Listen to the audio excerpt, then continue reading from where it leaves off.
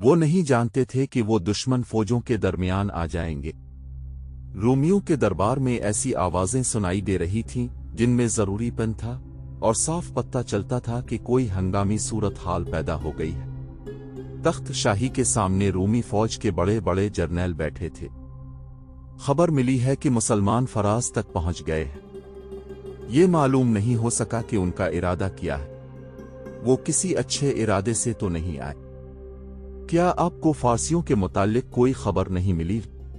उनके पास मुद्दाएं के सिवा कुछ नहीं रहा।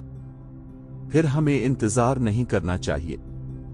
पेशतर इसके कि मुसलमान हमारे मुल्क में दाखिल हो जाएं, हमें उन पर हमला कर देना चाहिए। क्या तुमसे बढ़कर कोई अहमक हमारी फौज में कोई और होगा? क्या तुमने सुना नहीं कि फारिस की फौज को और उनके साथी हजारहा ईसाइयों को उन मुसलमानों ने न सिर्फ ये कि हर जगह शिकस्त दी है, बल्कि उनके नामवर जर्नेलों को और हजारों सिपाहियों को मार डाला है? आपने ठीक कहा है। ये देखना जरूरी है कि मदीना वालों के लड़ने का तरीका क्या है। बहुत जरूरी है देखना। जो इतनी थोड़ी तादाद में इतनी ज्यादा तादाद को शिकस्त देकर खत्म कर चुके हैं, उनका कोई खास तरीका जंग होगा। हम भी फारिस की फौज के खिलाफ लड़ चुके हैं। ये सही है कि हमने फारसियों को शिकस्त दी थी, लेकिन हमारी फौज की नफरी उनसे ज्यादा थी। अब मेरा फैसला सुन लो। हम फारसियों को साथ मिलाकर मुसलमानों के खिलाफ लड़ेंगे। फारसियों को साथ मिलाकर क्या? हमें यह भूल जाना चाहिए कि फारसियों के साथ हमारी दुश्मनी है। हमारी आपस में जंगें हो चुकी हैं। हाँ, हमें भूल जाना चाहिए। मुसलमान उनके और हमारे मुश्तरका दुश्मन हैं। ऐसे दुश्मन को शिकस्त देने के लिए अपने दुश्मन को दोस्त बना लेना दानिशमंदी होती है। हम फारसियों की तरह शिकस्त नहीं खाना चाहते। अगर फारसी हमारे साथ दोस्ती का मुआहिदा कर लेते हैं तो उनके साथ ईसाई कबीले भी आ जाएंगे। इस फैसले के मुताबिक रोमियों का एलची दोस्ती का पैगाम लेकर मुद्दाएं गया तो आतिश परस्तों ने बाजू फैलाकर एलची का इस्तकबाल किया। तहाइफ का तबादला हुआ और एलची के साथ मुआहदे की शर्तें तय हो गईं। फारिस वालों को अपना तख्त उलटता नजर आ रहा था। रोमियों के इस पैगाम को उन्होंने गैबी मदद समझा। मुद्दाएं के दरबार से इन तमाम ईसाई कबीलों के सरदारों को बुलावा भेजा गया। ये वही 3 कबीले बनी तगल्लुब, नमर और अयाद थे जो मुसलमानों से बहुत बुरी शिकस्त खा चुके थे। मुअर्रिखों ने लिखा है कि उन्हें जो ही इत्तला मिली तो वो फौरन मुद्दाएं पहुंचे। वो अपने हजारहा मकतूलीन का इंतकाम लेना चाहते थे और वो इस्लाम के फैलाव को भी रोकना चाहते थे। इन कबीलों में जो लड़ने वाले थे वो मुसलमानवन के हाथों मारे जा चुके थे। जवां साल आदमी बहुत कम रह गए थे। अब अक्सरियत उधर लोगों की थी। खालिद का फराज की तरफ कोच उनकी खुदसरी का मुजाहरा था। अमीर अल-मोमिनीन हजरत अबू बकर सिद्दीक ने उन्हें सिर्फ फारिस वालों से लड़ने की इजाजत दी थी। अमीर अल-मोमिनीन को यह भी तवक्को नहीं थी कि अपनी इतनी कम फौज फारिस जैसी ताकतवर फौज को शिकस्त देगी, लेकिन अमीर अल-मोमिनीन ऐसा खतरा मोल लेना नहीं चाहते थे कि इतनी लड़ाइयां लड़कर रोमियों से भी टुकर ली जाए। रोमियों की फौज फारसियों की फौज से बेहतर थी। ये खालिद का अपना फैसला था कि फराज के मकाम पर जाकर रोमियों और फारसियों की नाकाबंदी कर दी जाए। खालिद चीन से पीटने वाले सालार नहीं थे। इसके अलावा वो रसूल करीम के जंगी उसूलों के शाइक थे। मसलालिफा ये कि दुश्मन के सर पर सवार रहो। अगर दुश्मन की तरफ से हमले का खतरा है तो उसके हमले का इंतजार न करो, आगे बढ़ो और हमला कर दो। खालिद ने अपने आप पर जिहाद का जुनून तारी कर रखा था। जब खालिद के जासूसों ने उन्हें इत्तला देनी शुरू की तो खालिद के चेहरे पर संजीदगी तारी हो गई। उन्हें पता चला कि वो 2 फौजों के दरमियान आ गए हैं। एक तरफ रोमी और दूसरी तरफ फारसी और उनके साथ ईसाई कबीलों के लोग भी थे। खालिद के साथ नफरी पहले से कम हो गई थी क्योंकि जो इलाके उन्होंने फतह किए थे वहीं अपनी कुछ नफरी का होना लाजमी था। बगावत का भी खतरा था और आतिश परस्त फारसियों के जवाबी हमले का भी। खालिद फराज में रमजान 12 एजरी के पहले हफ्ते में पहुंचे थे। मुजाहिदीन रोजे से थे। मुसलमानों की फौज दरियाए फरात के एक किनारे पर खैमाजन थी। दूसरे किनारे पर बिल्कुल सामने रूमी, ईरानी और ईसाई पड़ाव डाले हुए थे। दोनों तरफ के संतरी फरात के किनारों पर हर वक्त पहरे पर खड़े रहते और गश्ती संतरी घोड़ों पर सवार दरिया के किनारों पर फिरते रहते थे। खुद खालिद दरिया के किनारे दूर तक चले जाते और दुश्मन को देखते थे। एक शाम रूमियों और ईरानियों की खैमागाह में हड़बोंग मच गई और वो लड़ाई के लिए तैयार हो गए। वजह यह हुई कि मुसलमानों के कैंप से एक शोर उठा था और दफ और नक्कारे बजने लगे थे। तमाम फौज उछल कूद कर रही थी। दुश्मन इसे हमले से पहले का शोर समझा। इसके सालार वगैरह फरात के किनारे पर अगर देखने लगे, उनके घोड़े जीनों के बगैर बंधे हुए हैं। दुश्मन के किसी आदमी ने चला कर कहा, वो तैयारी की हालत में नहीं है। किसी और ने कहा, वो देखो। एक और ने कहा, आसमान की तरफ देखो। मुसलमानों ने ईद का चांद देख लिया है। आज रात और कल सारा दिन ये लोग खुशियां मनाएंगे। अगले रोज मुसलमानों ने हंगामा खेज तरीके से ईद उल फित्र की खुशियां मनाई। इसी खुशी में फतूहात की मुसर्रतें भी शामिल थीं। मुसलमान जब ईद की नमाज के लिए खड़े हुए तो दरिया के किनारे और कैंप के अर्द गिर्द सुनतरियों में इजाफा कर दिया गया ताकि दुश्मन नमाज की हालत में हमला ना कर सके। मुजाहिदीन इस्लाम खालिद ने नमाज के बाद मुजाहिदीन से मुख्तसर सा खिताब किया। नमाज के बाद ऐसे अंदाज से इस तकरीब ईद की खुशियां मनाओ के दुश्मन ये तासुर ले कि मुसलमानों को किसी किस्म का अंदेशा नहीं और उन्हें अपनी फतह का पूरा यकीन है। दरिया के किनारे जाकर नाचो कूदो। तुमने जिस तरह दुश्मन पर अपनी तलवार की धाक बिठाई है, इस तरह इस पर अपनी खुशियों की दहशत बिठा दो। लेकिन मेरे रफ़्कू, इस हकीकत को ना भूलना कि तुम अल्लाह की तरफ से आई हुई एक से एक कठिन आजमाइश में पूरे उतरे हो, मगर अब तुम्हारे सामने सबसे ज्यादा कठिन और खतरनाक आजमाइश आ गई है। तुम्हारा सामना इस वक्त की दो ताकतवर फौजों से है जिन्हें ईसाइयों की मदद भी हासिल है। मैं जानता हूं तुम जिस्मानी तौर से लड़ने के काबिल नहीं रहे, लेकिन अल्लाह ने तुम्हें रूह की जो कुव्वतें बख्शी हैं उन्हें कमजोर न होने देना, क्योंकि तुम इन कुव्वतों के बिल पर दुश्मन पर गालिब आते चले जा रहे हो। मैं बता नहीं सकता कि कल क्या होगा। हर खतरे के लिए तैयार रहो, अल्लाह तुम्हारे साथ है। खालिद के खामोश होते ही मुजाहिदीन के नारों ने अर्ज़ो समा को हिला डाला। फिर सब दौड़ते कूदते दरिया के किनारे जा पहुंचे। उन्होंने दरिया के किनारे घोड़े भी दौड़ाए और हर तरह ईद की खुशी मनाई। खालिद के सालारों को तवक्को थी कि खालिद बिन वलीद यहां भी शब खून की सोच रहे होंगे। खालिद ने इतने दिन गुजर जाने के बावजूद भी सालारों को नहीं बताया था कि वो क्या करना चाहते हैं। 1 महीना गुजर चुका था। फौजें आमने सामने बैठी थीं। आखिर खालिद ने अपने सालारों को मशवरे, तजावीज और अहकाम के लिए बुलाया। मेरे रफ़्कू, खालिद ने कहा, शायद तुम ये सोच रहे होगे कि यहां भी शब खून मारा जाएगा, लेकिन तुम देख रहे हो कि यहां सूरत हाल शब खून वाली नहीं। दुश्मन की तादाद बहुत ज्यादा है। हम हमेशा कलील तादाद में लड़े हैं, लेकिन यहां हमारे दरमियान दरिया हाइल है। दुश्मन इस दरिया से फायदा उठा सकता है। तुमने देख लिया है कि दुश्मन इतनी ज्यादा तादाद के बावजूद हम पर हमला नहीं कर रहा। इससे साफ जाहिर होता है कि वो एहतियात से काम ले रहा है। हमारे लिए बेहतर यह है कि उसकी एहतियात को हम और तूल दें और हमले में पहल ना करें। मैं चाहता हूं कि हमले में पहल वो करे। अगर तुम कोई मशवरा देना चाहो तो मैं इस पर गौर और अमल करूंगा। तकरीबन तमाम सालारों ने मुत्तफिका तौर पर कहा कि हम पहल ना करें और कोई ऐसी सूरत पैदा करें कि दुश्मन दरिया उबूर कर आए। कुछ देर सालारों ने बहस व मुबाहिसा किया और एक तजवीज पर मुत्तफिक हो गए और इसी रोज उस पर अमल शुरू कर दिया गया। उसके मुताबिक कोई एक दस्ता तैयार होकर दरिया के साथ किसी तरफ चल पड़ता। दुश्मन ये समझता कि मुसलमान कोई नक्लो हरकत कर रहे हैं, चुनांचे इसे भी इसके मुताबिक कोई नक्लो हरकत आपेशबंदी करनी पड़ती। ये सिलसिला 15-16 दिन चलता रहा। बाज मुअर्रिखों ने लिखा है कि रूमी मुसलमानों की उन हरकत से तंग आ गए। वो पहले ही मुसलमानों के खिलाफ किसी मैदान में नहीं लड़े थे, उनके सालारों के जहनों पर यह बात आसिफ की तरह सवार हो गई थी कि जिस कलील फौज ने फारसियों जैसी ताकतवर फौज को मिलने के काबिल नहीं छोड़ा, वो फौज कोई खास दाव चलती है जिसे उनके सिवा कोई और नहीं समझ सकता। पहले कहा जा चुका है कि खालिद दुश्मन पर नफसियाती वार करने की महारत रखते थे।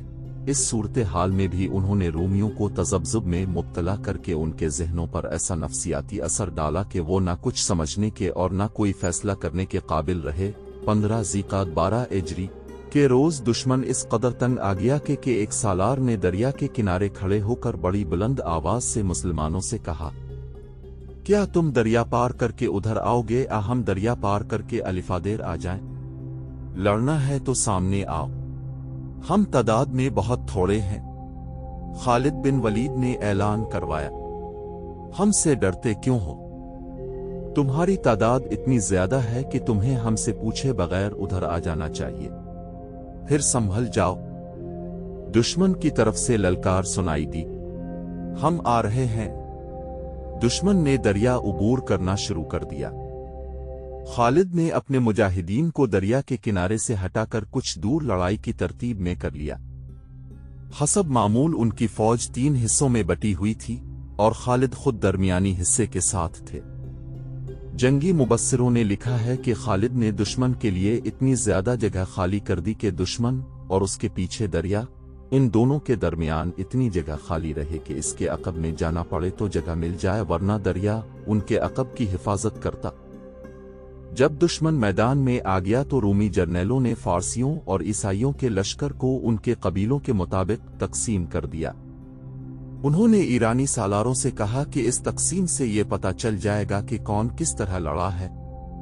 भागने वालों के कबीले का भी इल्म हो जाएगा। ये तकसीम इस तरह हुई कि रूमी अलग हो गए, मुद्दाएं की फौज उनसे कुछ दूर अलग हो गई और ईसाइयों के कबीले मुद्दाएं की फौज से अलग, और हर कबीला एक दूसरे से अलग अलग हो गया। रूमी जर्नैलों ने मौरखों के मुताबिक यह तकसीम इसलिए भी की थी कि मुसलमानों को भी इस तकसीम के मुताबिक अपनी तकसीम करनी पड़ेगी, जिसके नतीजे में वो बखर जाएंगे और उन्हें आसानी से शिकस्त दी जा सकेगी। मेरे रफ़्क़ू, खालिद ने दुश्मन को इस तरह तकसीम होते देखकर अपने सालारों को बुलाया और उनसे कहा, खुदा की कसम दुश्मन खुद अहमक है या हमें अहमक समझता है। क्या तुम नहीं देख रहे कि दुश्मन ने अपनी जमीयत को किस तरह बखेर दिया है? दुश्मन ने हमारे लिए मुश्किल पैदा कर दी है। इब्न वलीद सालार काका बिन उमरो ने कहा, इसके मुताबिक हमें भी बिखरना पड़ेगा, फिर एक एक का मुकाबला 10-10 के साथ होगा। दिमागों को रोशनी देने वाला अल्लाह है। खालिद ने कहा, हम आमने सामने की लड़ाई नहीं लड़ेंगे। सवार दस्तों के सालार सुन ले। फौरन सवार 2 हिस्सों में तकसीम होकर दुश्मन के दाएं और बाएं चले जाएं। प्यादे भी उनके साथ रहें और दाएं और बाएं पहुंचकर अकब में जाने की कोशिश करें। मैं अपने दस्तों के साथ दुश्मन के सामने रहूंगा। दुश्मन पर हर तरफ से शदीद हमला कर दो। दुश्मन अभी लड़ाई के लिए तैयार नहीं हुआ। चारों तरफ से दुश्मन पर ऐसा हमला कर दो कि उसकी तकसीम दिरहम बरहम हो जाए। अल्लाह का नाम लो और निकल जाओ। रूमी, ईरानी और ईसाई तकसीम तो हो गए थे, लेकिन अभी लड़ाई के लिए तैयार नहीं हुए थे। खालिद के इशारे पर मुसलमानों ने हर तरफ से हमला कर दिया। दुश्मन पर जब हमले के साथ हर तरफ से तीर बरसने लगे तो उसके बटे हुए हिस्से अंदर की तरफ होने लगे और होते होते वो हुजूम की सूरत में यकजा हो गए। मुसलमान सवारों ने थोड़ी सी तादाद में होते हुए इतने कसीर दुश्मन को घेरे में ले लिया। दुश्मन की हालत एक घने हुजूम की सी हो गई, जिससे घोड़ों के घूमने फिरने के लिए जगह नहीं रही। ईरानी और ईसाई पहले ही मुसलमानों से डरे हुए थे। वो छुपने या पीछे हटने के अंदाज से रूमी दस्तों के अंदर चले गए और उन्हें हरकत के काबिल न छोड़ा। मुसलमान सवारों ने दौड़ते घोड़ों से दुश्मन के इस हुजूम पर तीर बरसाए, जिससे दुश्मन की इतनी बड़ी तादाद और ज्यादा सिमट गई। इस कैफियत में प्यादा मुजाहिदीन ने हल्ला बोल दिया। अकब से हमला एक सवार दस्ते ने किया। खालिद ने अपने तमाम सवार दस्तों को एक ही बार हमले में न झोंक दिया। दस्ते बारी बारी हमले करते थे। खालिद ने ऐसी चाल चली थी कि लड़ाई की सूरत लड़ाई की न रही बल्कि ये रोमियो आतिश परस्तों और ईसाइयों का कत्ल आम था। रोमियो ने दिफाई लड़ाई लड़ने की कोशिश की, लेकिन मैदान उसके जख्मियों और उसकी लाशों से भर गया। सिपाहियों का हौसला टूट गया और वो मैदान से भागने लगे। पीछे जाओ, खालिद ने हुक्म दिया, उनके पीछे जाओ, कोई जिंदा बच कर न जाए। मुजाहिदीन ने ताक़ुब करके भागने वालों को तीरों और बर्छियों से खत्म किया और मरका खत्म हो गया। तकरीबन तमाम मुअर्रिखों ने लिखा है कि इस मरके में 1 लाख रोमी, ईरानी और ईसाई मारे गए थे। एक बहुत बड़ी इत्तेहादी फौज खत्म हो गई। मुसलमानों की तादाद 15,000 से ज्यादा नहीं थी। खालिद 10 रोज वहीं रहे। उन्होंने बड़ी तेजी से वहां का इंतजामी ढांचा मुकम्मल किया। एक दस्ता वहां छोड़ा और 25 ज़ीक़ाद 12 के रोज लश्कर कोहरा की तरफ कूच का हुक्म दिया। क्या तुम देख नहीं रहे? इब्न वलीद चुप सा हो गया है। एक सालार अपने साथी सालार से कह रहा था, खुदा की कसम, मैं नहीं मानूंगा कि इब्न वलीद थक गया है या मुसलसल मार्कों से उकता गया है, और मैं ये भी नहीं मानूंगा कि इब्न वलीद डर गया है कि वो अपने मुस्तकर से इतनी दूर दुश्मन मुल्क के अंदर आ गया है। दूसरे सालार ने कहा, लेकिन मैं इसे किसी सोच में डूबा हुआ जरूर देख रहा हूं। हाँ, वो कुछ और सोच रहा है। पूछ ना ले, हम नहीं पूछेंगे तो और कौन पूछने आएगा। खालिद सोच में डूब ही जाया करते थे। ये एक मरके की फरागत के बाद अगले मरके की सोच होती थी।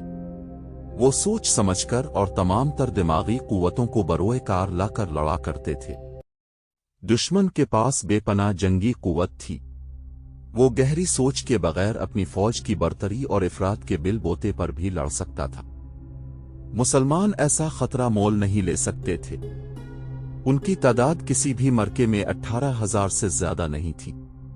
उनकी तादाद 15 और 18,000 के दरमियान रहती थी। एक मुजाहिद का मुकाबला 3 से 6 कुफ्फार से होता था। लिहाजा उन्हें अक्ल और होशमंदी की जंग लड़नी पड़ती थी।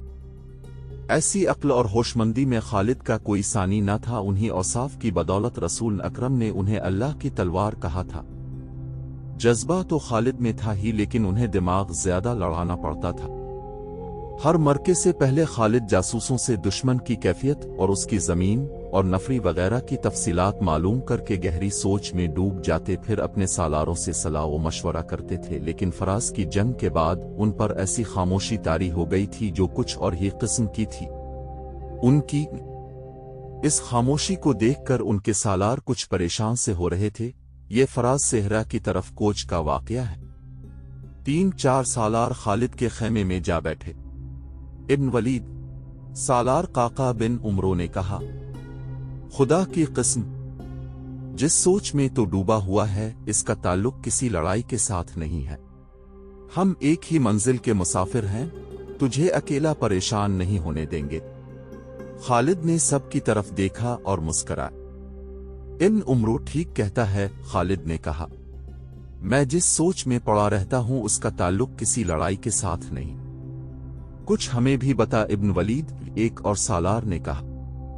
खुदा की कसम, तो पसंद नहीं करेगा कि हम सब तुझे देख देख कर परेशान होते रहें। नहीं पसंद करूंगा, खालिद ने कहा। तुम में से कोई भी परेशान होगा तो ये मुझे नापसंद होगा। मैं किसी लड़ाई के लिए कभी परेशान नहीं हुआ।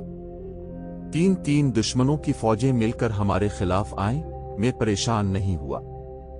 मैंने खलीफा अल मुस्लिमीन की खिलाफ वर्जी करते हुए रोमियों को जा ललकारा। मैंने एक खतरा मोल लिया था, मैं परेशान नहीं हुआ। मुझे जर मैदान में और हर मुश्किल में अल्लाह ने रोशनी दिखाई है और तुम्हें अल्लाह ने हिम्मत दी है कि तुम इतने जरी दुश्मन पर गालिब आए। अब मेरी परेशानी यह है कि मैं फरीजा हज अदा करना चाहता हूं, लेकिन तुम देख रहे हो कि मैं कहां हूं और मेरी जिम्मेदारियां क्या है। क्या मैं इस फर्ज को छोड़कर हज का फर्ज अदा कर सकता हूं?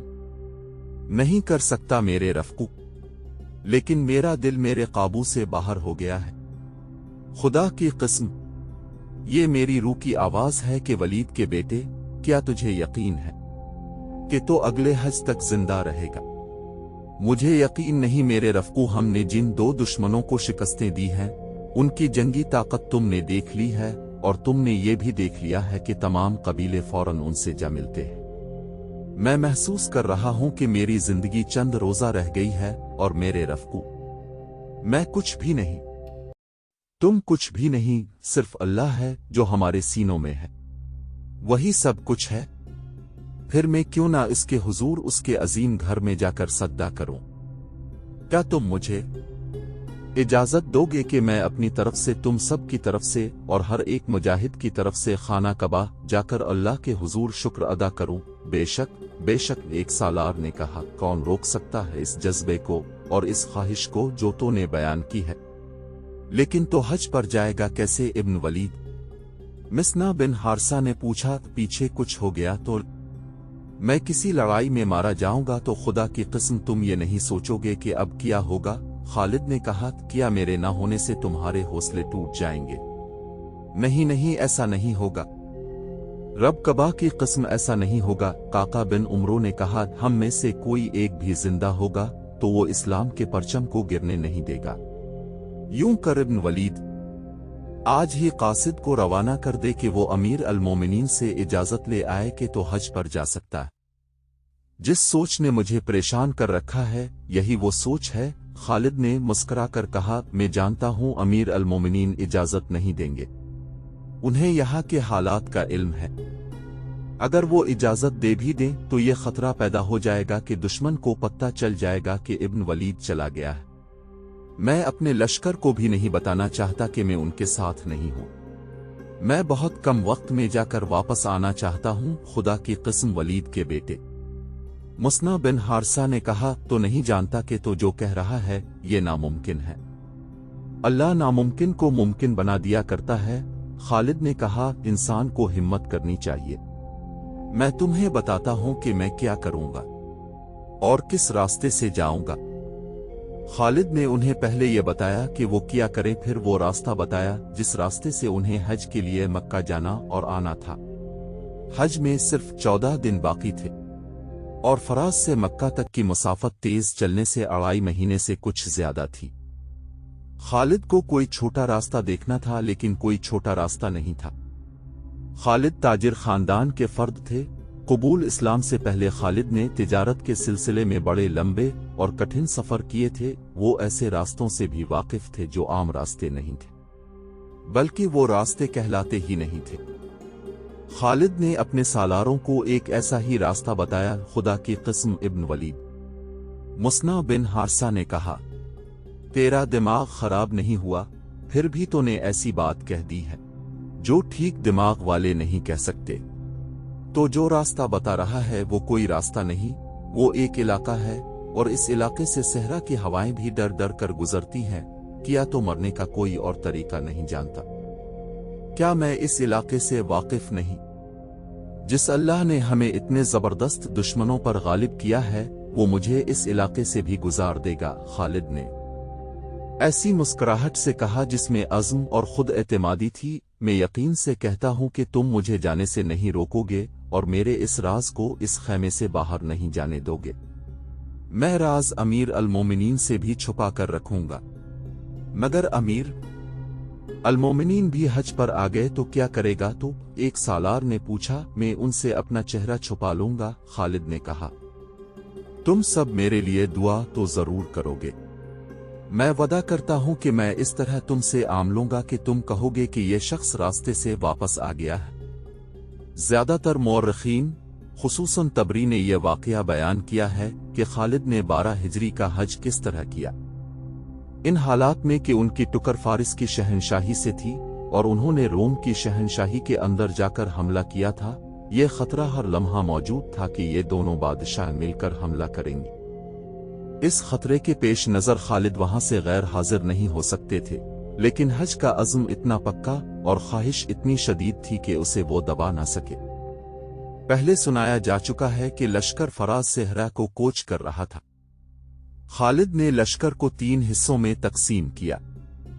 एक हिस्सा हर अव्वल था, दूसरा इसके पीछे और तीसरा हिस्सा अक़ब में था।